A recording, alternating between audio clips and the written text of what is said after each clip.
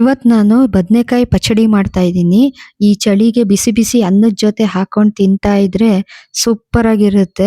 ಮೊದಲಿಗೆ ಒಂದು ಮಿಕ್ಸಿ ಜಾರ್‌ಗೆ ಹಸಿಮೆಣಸಿನಕಾಯಿ, ಬೆಳ್ಳುಳ್ಳಿ, ಹುಣಸೆ ಹಣ್ಣು, ಕೊತ್ತಂಬರಿ ಸೊಪ್ಪು, ಸ್ವಲ್ಪ ಉಪ್ಪು ಹಾಕಿ ಈ ತರ ಪೇಸ್ಟ್ ಮಾಡಿ ಇಟ್ಕೊಳ್ಳೋಣ. ಒಂದು ಕಡಾಯಿಯಲ್ಲಿ ಸಣ್ಣಗೆ ಹೆಚ್ಚಿರೋ ಬದನೆಕಾಯಿ ಹಾಕೊಂಡು ಚೆನ್ನಾಗಿ ಮಗ್ಗೋ ತನಕ ಸ್ವಲ್ಪ ಉಪ್ಪು ಉದುರಿಸ್ಕೊಂಡು ಫ್ರೈ ಮಾಡ್ಕೊಳ್ಳೋಣ.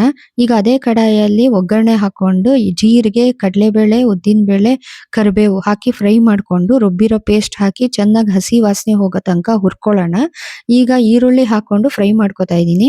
ಚೆನ್ನಾಗಿ ಫ್ರೈ ಮಾಡ್ಕೊಂಡು ನೀವು ಮೊದಲಿಗೆ ಎಣ್ಣೆಗೆ ಹಾಕೊಂಡು ಫ್ರೈ ಮಾಡ್ಕೊಳ್ಳಿ ಈರುಳ್ಳಿನ. ಅದಾದ್ಮೇಲೆ ಪೇಸ್ಟ್ ಹಾಕೊಂಡು ಫ್ರೈ ಮಾಡ್ಕೊಂಡು ಇದಕ್ಕೆ ಟೊಮೆಟೊ ಪೇಸ್ಟ್ ಹಾಕ್ತಾ ಇದ್ದೀನಿ. ಚಿಟಿಕೆ ಅರಿಶಿನ ಹಾಕಿ ಫ್ರೈ ಮಾಡ್ಕೊಳ್ಳೋಣ. ಇದು ಚೆನ್ನಾಗಿ ಕುದಿ ಬಂದ ಮೇಲೆ ರುಚಿಗೆ ತಕ್ಕಷ್ಟು ಉಪ್ಪು, ಫ್ರೈ ಮಾಡ್ಕೊಂಡಿರೋ ಬದನೆಕಾಯಿ ಹಾಕಿ ಚೆನ್ನಾಗಿ ಮಿಕ್ಸ್ ಮಾಡ್ಕೊಳ್ಳೋಣ. ಮಿಕ್ಸ್ ಮಾಡ್ಕೊಂಡು ಲೋ ಫ್ಲೇಮಲ್ಲಿ ಒಂದು 5 ನಿಮಿಷ ಬಿಟ್ಬಿಡಿ. ನೀರಿನ ಅಂಶ ಎಲ್ಲ ಹೋಗಿ ಗೊಜ್ಜು ತರ ಆಗುತ್ತೆ. ನೋಡಿ ಈಗ ಬದನೆಕಾಯಿ ಪಚಡಿ ರೆಡಿ ಇದೆ. ಇದನ್ನ ದೋಸೆ, ಚಪಾತಿ, ಪರೋಟ ಎಲ್ಲದ್ರ ಜೊತೆನೂ ನೆಂಚ್ಕೊಂಡು ತಿನ್ಬೋದು.